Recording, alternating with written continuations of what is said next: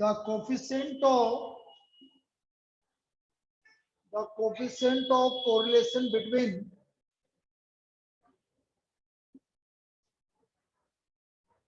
x and y is 0. minus 0.38 minus 0.38.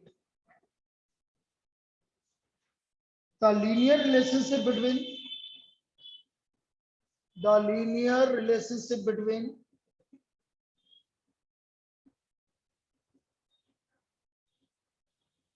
x and u and y and v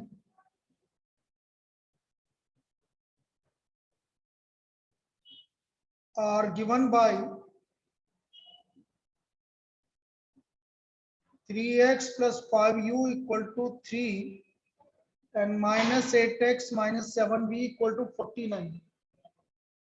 Then find the correlation coefficient between u and v. Find the correlation, ये 8y है बेटा. Find the correlation coefficient between u and v. Correlation coefficient between u and v. तो बेटा direct answer बोलेंगे, online भी बोलो. -0.38. बिल्कुल minus क्यों आएगा बेटा, प्लस का आएगा. Sir plus 0.38. 0.38 आएगा बेटा. ये पॉजिटिव आ रहा है, ये नेगेटिव आ रहा है. अरे नहीं, रुको. सॉरी. हाँ माइनस ही आएगा. सॉरी. -0.3. अरे बेटा ये भी प्लस है और ये भी प्लस है, तो प्लस ही तो आएगा. वही आएगा.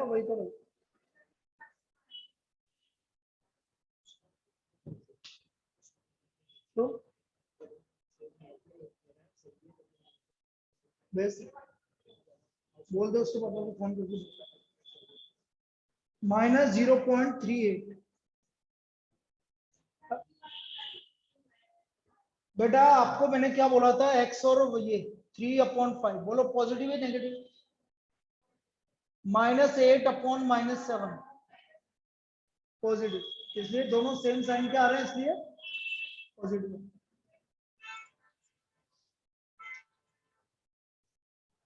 चलिए अब अपन आगे चालू कर लेते हैं. ये आ गए सब. जल्दी आओ.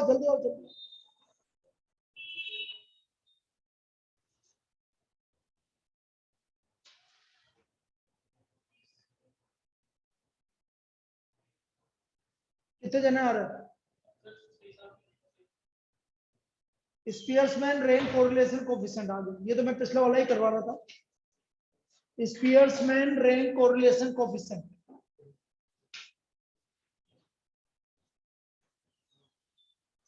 स्पियर्समैन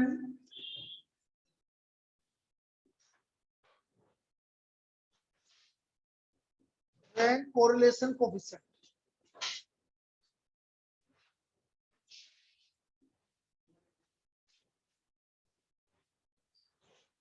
लिखो भाई.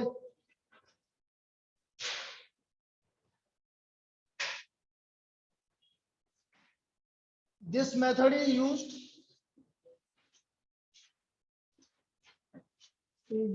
for bivariate data.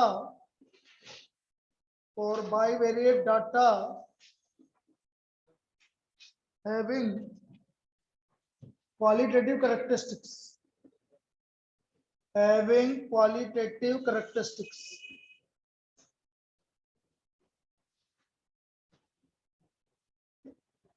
जिनका क्वालिटेटिव कैरेक्टरिस्टिक्स है उनको लिए यूज में आता है. And is used the level of agreement and disagreement between two judges, and is used to find the level of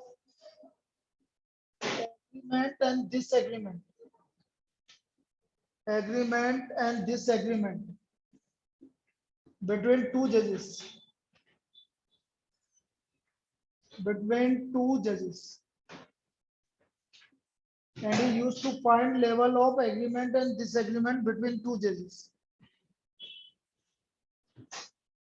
अब इसमें क्या होता है, R equal to 1 minus 6 sigma D square upon n into n square minus 1.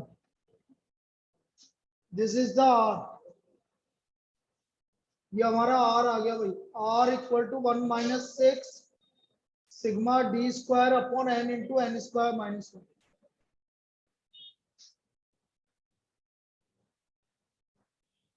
Sigma D क्या होता है, difference of rank, sum of difference of rank, जो कि हमेशा 0 होगा.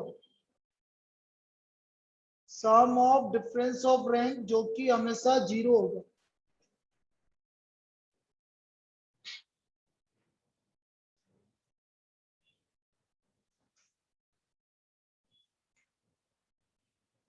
इसको कर रहा बंद, हो गया हो गया. अरे जिसको पंखे में बैठना पीछे बैठ जाए, कोई दिक्कत थोड़ी. देख लो तुम्हारे हिसाब से, मुझे कोई दिक्कत. Sum of difference of rank equal to 0. हमें निकालना है सिग्मा डी स्क्वायर और n है आपका number of pairs of observation, number of pairs. अब कैसे निकालते हैं अभी समझा रहा हूं. पहले फॉर्मूला लिख लीजिए, फिर देखते हैं कैसे निकालते हैं. लिखो बेटा.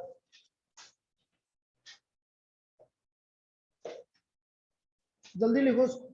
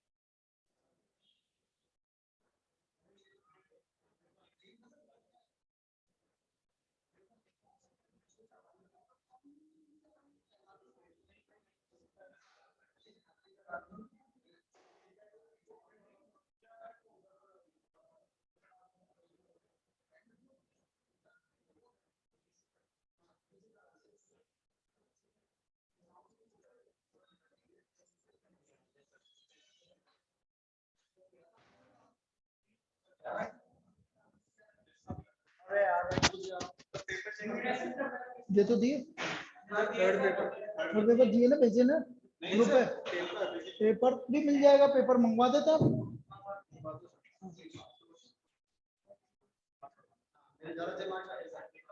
यस। तो ये समझ में आ गया नंबर ऑफ पेयर्स। अब इसको यूज कैसे करेंगे वो देख लीजिए आप। एक्स, मैंने बोला जज 1 इसने 4-5 जनों को सपोज कुछ रैंकिंग दी, ब्यूटी कॉन्टेस्ट या कोई भी ऐसे कंपटीशन, और जज 2 ने ऐसा रैंकिंग दी भाई। उसने ए को बोला 3rd रैंक है, इसको बोला 4th, 1st, और इसको बोला 5th, और इसको 2nd बोला। जज 2 ने रैंक दी है सपोज इसको 5th, इसको 3rd, इसको 2nd, इसको 1st और इसको 4th। अब हमें ये निकालना है कि इनका कोरिलेशन कोएफिशिएंट क्या है, रैंक कोरिलेशन कोएफिशिएंट। तो सबसे पहले मैं डी निकालूंगा, जो भी ये रैंक है, ये रैंक गिवन है ना, क्या गिवन है, रैंक आपको नहीं निकालनी, रैंक गिवन है आपको। तो मैं सबसे पहले डी निकालूंगा। तो डी कितना हो गया बेटा, -2 या। अब सिग्मा डी 0 आएगा बेटा, हमें आ रहा है कि नहीं आ रहा, सबका सम 0 आ रहा है। डी इसको निकालो, 4 1 1, तो सिग्मा डी स्क्वायर कितना हो गया 8, एन कितना है 5, तो हमारा आर आ गया 1 - 6 sigma D square upon 5 × 5 square minus, तो आर इक्वल टू 1 - 48 अपॉन 5 × तो 1 - 0.4, 0.6 आ गया। So this is the rank correlation coefficient. ऐसे निकलता है बेटा रैंक कोरिलेशन कोएफिशिएंट। क्या सभी को क्लियर है ऑनलाइन भी? जी सर। Yes sir. लिख लीजिए, लिख लीजिए। और कर रहे हैं अभी प्रॉब्लम। तो ये रैंक कोरिलेशन एक कोएफिशिएंट निकालने का तरीका है। तुम्हारा 11 से 9, यहाँ पर ही आना 11 से 9।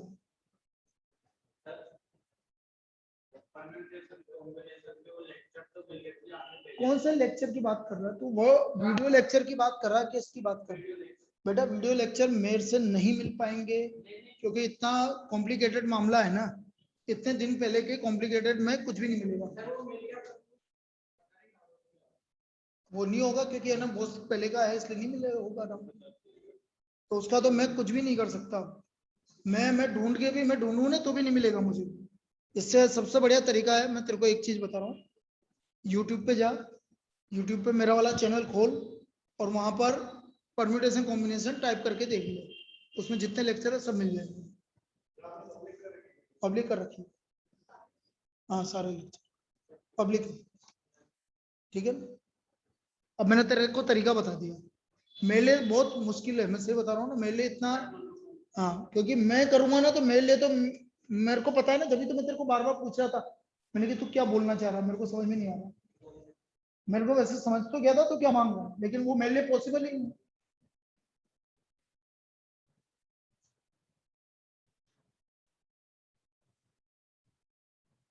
चलिए लिख लिया।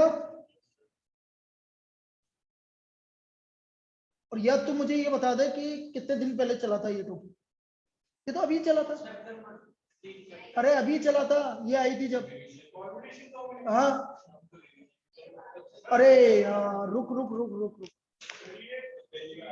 रुक रुक रुक 1 सेकेंड रुक, अरे रुक जाना बेटा।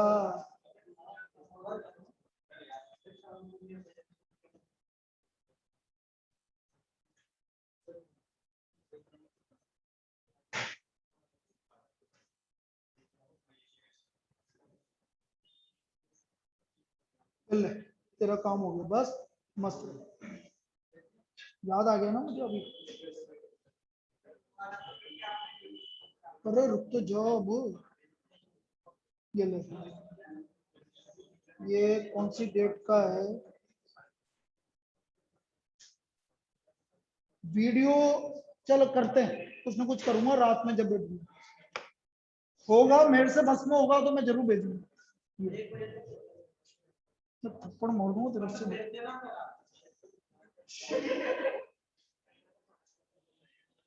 मैंने क्या बोला, ट्राई करो। Next, if the rank correlation, बेटा होगा ही नहीं, तुम बातें कर लो। हाँ आज कैसे हो जाएगा फिर यदि तुम बातें करोगे तो। If rank correlation coefficient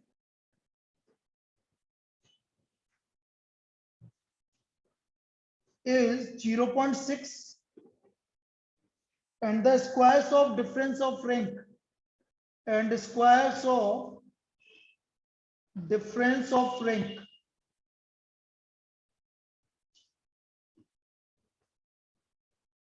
is 66. Find the number of students in the group. Find the number of students in the group.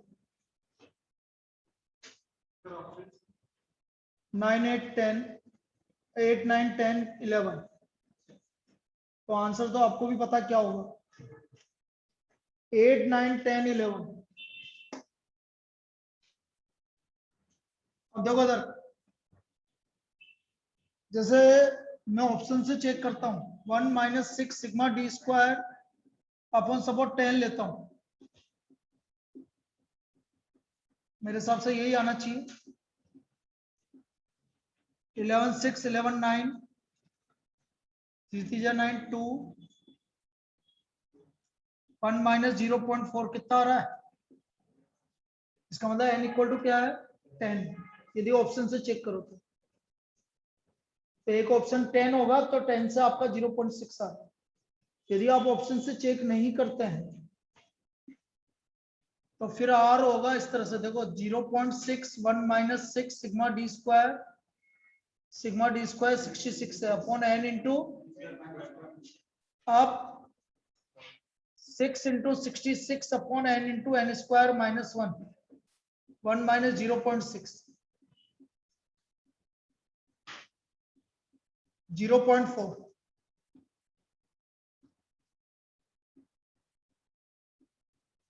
कितना आ रहा है 990, और ये 990 तभी आएगा जब 10 इंटू 99 होगा, मतलब n की वैल्यू क्या होगी 10 होगी। वो फिर ऑप्शन से वहां पर भी ऑप्शन पे जाना पड़ेगा। सुबह क्या मार्क्स लूट रहे थे कि तुम्हारे इतने, कैसे कैसे आए इको में है, ऑफर चल रहा था कि Diwali offer.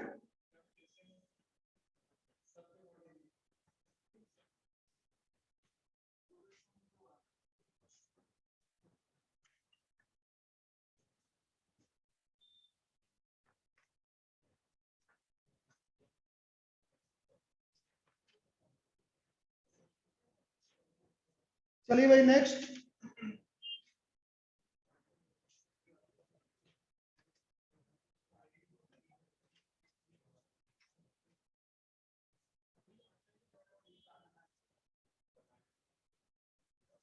while computing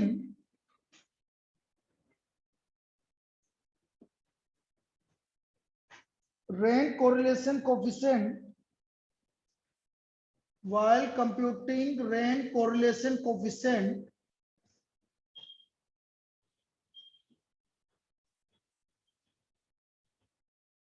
for 10 items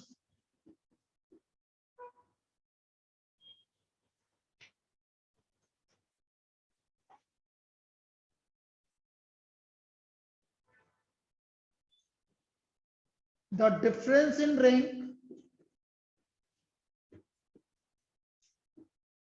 for one item is taken as 7 instead of 5.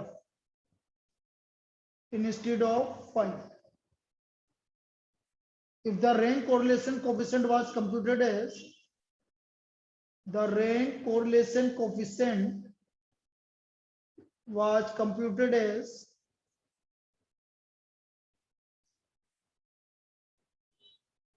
0.80. What is the correct value of rank correlation coefficient? What is the correct value of rank correlation coefficient? Rank correlation coefficient. तो हमें इसकी correct value निकालनी है कि correct value क्या होगी। मतलब अभी गलत है बेटा, अब गलत है तो क्या गलत है, 0.8 गिवन है वो गलत है आपका। तो 1 - 6 सिग्मा डी स्क्वायर ये गलत आएगा अभी, और 10 आइटम है तो 10 × 10 स्क्वायर -1। ये जो अभी आपको पास मिलेगा सिग्मा डी स्क्वायर ये क्या आएगा, गलत आएगा। ठीक है, बोलो, मेरे को तो टाइम लगेगा बोलना, बोल तो सही। चलिए 6 sigma D square upon 10 × 10 square -1 990। तो 6 sigma D square upon 990 equal to 0.2। बोलो भाई सिग्मा डी स्क्वायर की value 33।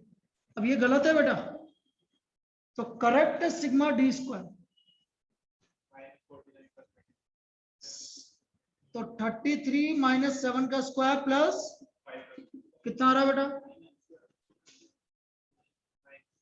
9। So correct R 1 - 6 sigma D square आ गया 9 अपॉन 990। बताना भाई कितना आ रहा है,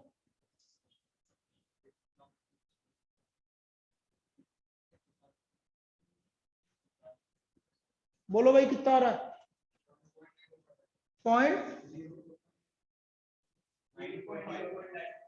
0.94। 0.954। हाँ जो भी आ रहा है ये 0.95 के करीब आ रहा है बेटा, ये करेक्ट सिग्मा डी स्क्वायर है। क्लियर है, तो करा क्या है इसमें हमने, भाई गलत था तो उसको हमने पहले करेक्ट सिग्मा डी स्क्वायर निकाल लिया, और करेक्ट सिग्मा डी स्क्वायर निकालने के बाद ये वैल्यू आ गई करेक्ट।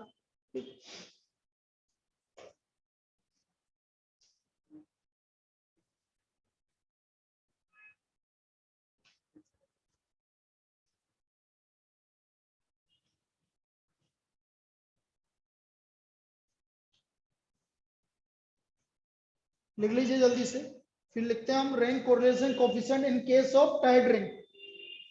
टाइड रैंक मतलब जब एक या दो रैंक या 3 रैंक एक सेम आ जाए, in case of tied rank.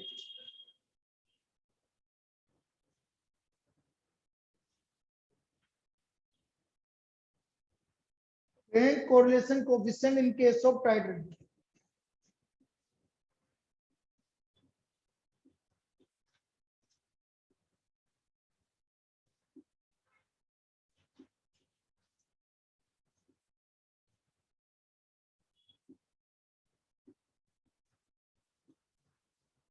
Rank correlation coefficient in case of tied rank.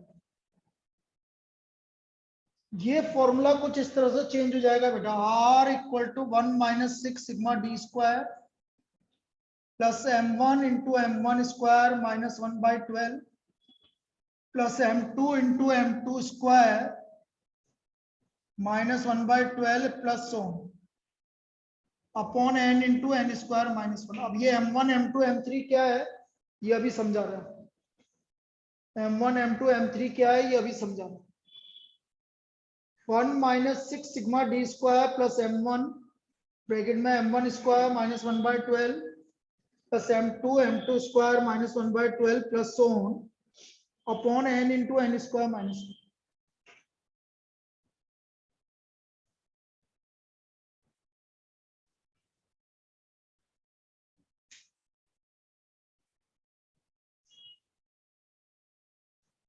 जैसे मैं आपसे बोल रहा हूँ एक्स और वाई सीरीज मेरे पास गिवन है 13 19 12 10 19 15 और इधर है 17 18 17 17 18 20। ये दो एक्स वाई सीरीज गिवन है और हमें इसका रैंक निकालना है। We have to find the rank. तो पहले इनकी रैंक की बात करेंगे, यहाँ रैंक नहीं गिवन है आपको, रैंक ऑफ एक्स। भाई सबसे बड़ा कौन है? अब बेटा 19 हमारा 2 बार आ रहा है, मतलब फर्स्ट और सेकंड रैंक पे आ रहा है, 2 आ रहा है, तो first plus second divide by 2, 1.5 rank जाएगी भाई। जो पहली बार पढ़ रहा है बेटा ध्यान से समझ लेना, आपका 19 की फर्स्ट रैंक जाएगी और 19 की सेकंड रैंक जाएगी, 2 वैल्यू है इसलिए इसकी रैंक जाएगी 1.5। अब फर्स्ट और सेकंड हो गया, थर्ड नंबर पे कौन आ रहा है?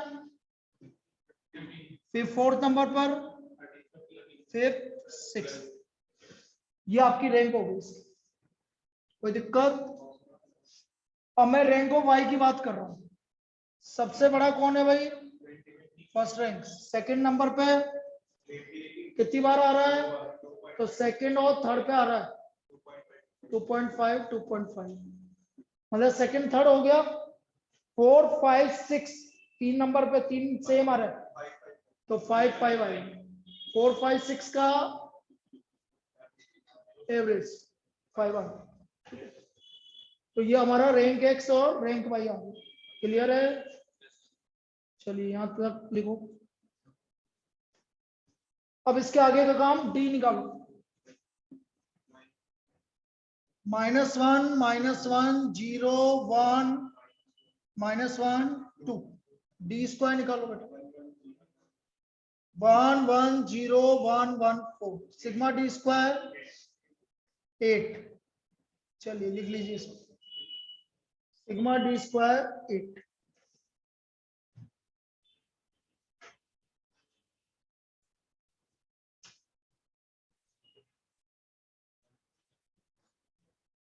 अब फॉर्मूला लगाएंगे।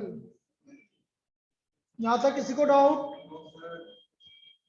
No, sir. और अब देखना बेटा, फॉर्मूले देखना किस तरह से लगा रहे हैं।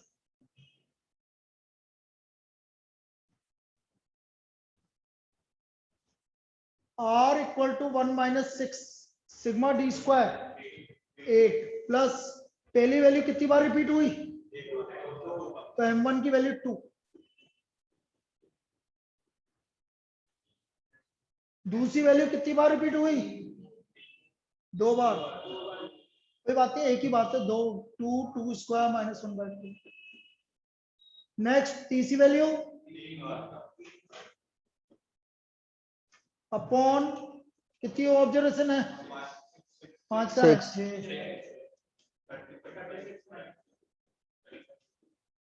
1 - 8 ये हो गया आपका 0.5 और ये हो गया आपका 2 और 35। 8 9 11, बताइए भैया answer.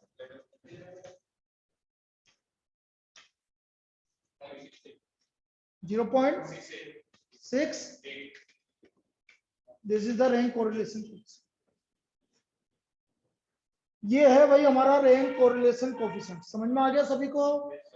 In case of tied rank, जब रैंक आपकी रिपीट होगी। बोल,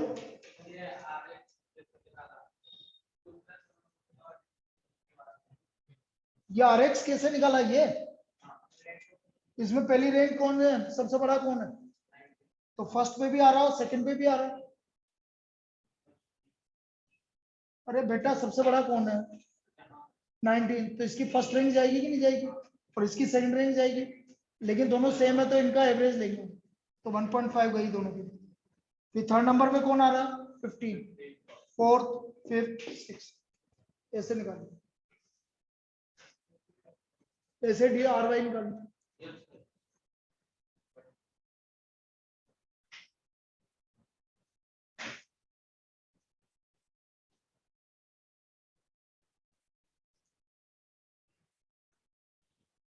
चलिए अब इसके बाद लिखिए नेक्स्ट टॉपिक, मेथड और कौन सा? Coefficient of concurrent deviation. Correlation का last topic, coefficient of concurrent डेविसिक।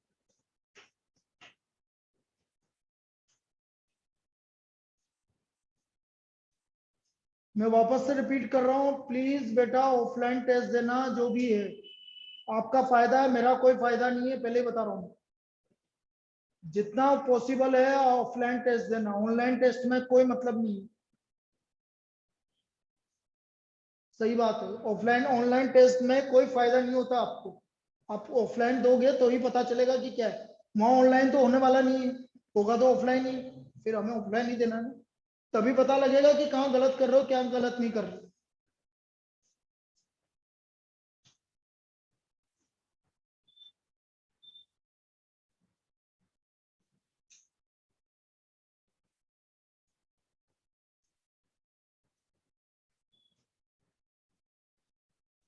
Yes, coefficient of concurrent deviation.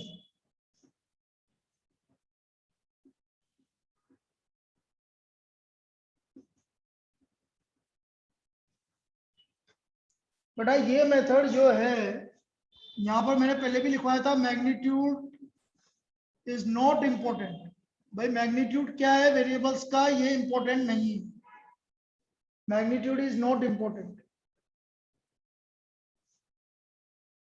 कि मैग्नीट्यूड क्या है ये मैं आना वो नहीं है आपका, मैग्नीट्यूड क्या है, कुछ भी हो मैग्नीट्यूड, हमें सिर्फ ये देखना है कि भाई उसका नेचर कैसा है। जैसे मैं आपको एक तरह फॉर्मूला लिख लो पहले, R equal to plus minus under root of plus minus 2c minus m upon m। C number of concurrent deviation, number of concurrent deviations, और m n minus 1 total number of pair में से एक कम। यदि 2c minus m positive है तो r भी positive आएगा, और 2c माइनस m नेगेटिव है तो r भी नेगेटिव आएगा। It will totally depend on 2c minus m। यदि 2c माइनस m पॉजिटिव है तो r भी पॉजिटिव आएगा, और 2c माइनस m नेगेटिव है तो r भी नेगेटिव आएगा। अब कैसे यूज करेंगे देखो, x y, मैंने x बोला 110, 2000, 314, 512, 983, 785, 497। अब मैंने क्या बोला, मैग्नीट्यूड से मुझे कोई मतलब नहीं कि सर ये इससे ज्यादा इतना ज्यादा क्यों आ गया, मतलब ही नहीं है मुझे इससे। यहाँ पर मैंने बोल दिया 100, 1167, 598, 654, फिर आपका हो गया 797 या 8, 1259, 654 और 2015। अब ये चाहे वैल्यू कुछ भी लिखा हो उससे कोई फर्क नहीं पड़ता, आप समझना। बोलो इंक्रीज की डिक्रीज, इंक्रीज की डिक्रीज,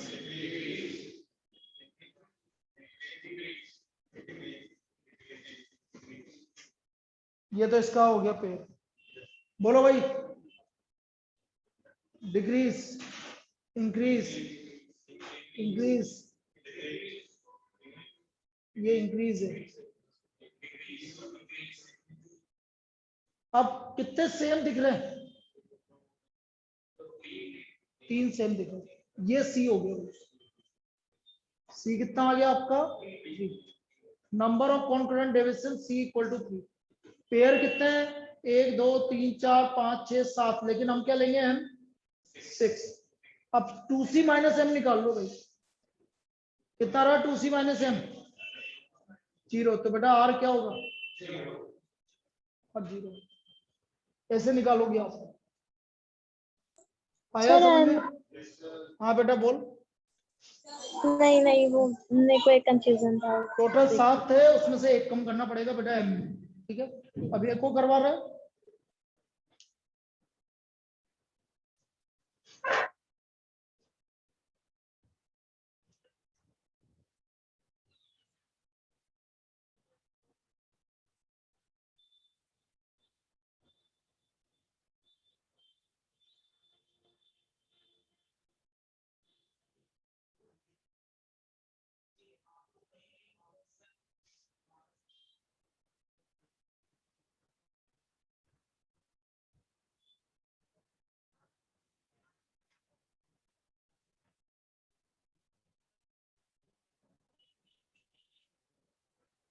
ईशान किया क्या?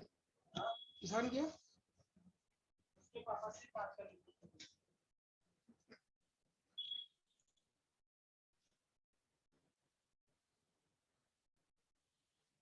चलिए next,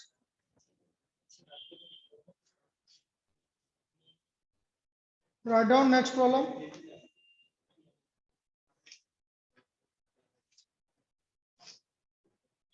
For 10 pairs of, write down next problem. For 10 pairs of observations, for 10 pairs of observations,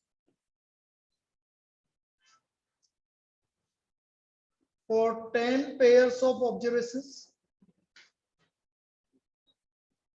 number of concurrent deviations